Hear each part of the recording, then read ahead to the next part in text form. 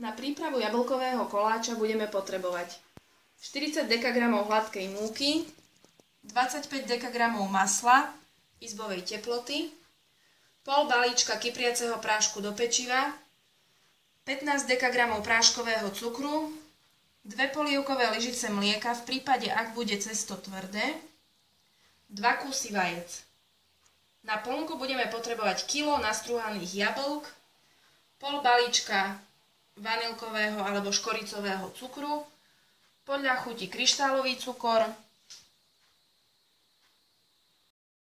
Múku si preosejeme, 40 dkg hladkej múky.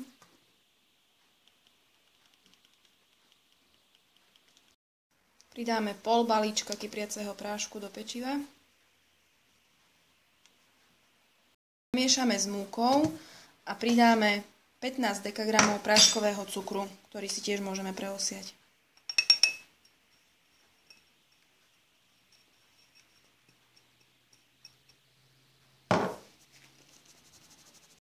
Pridáme 250 g masla izbovej teploty. Pridáme 2 vajíčka a celé to premiešame. Môžete aj ručne, aj lyžicou.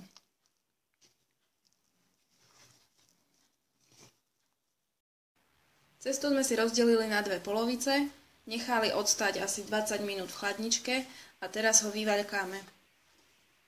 Na vymastený a múkou vysypaný plech sme uložili spodnú časť cesta a teraz na ňu poukladáme jablká.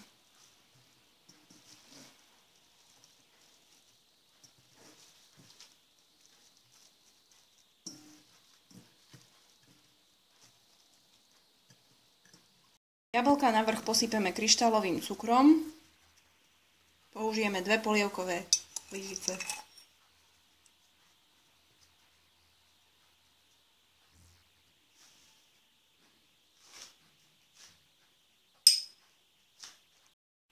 A posypeme ešte aj škoricovým cukrom. Jablká sme prikryli druhou časťou cesta. Popicháme vidličkou.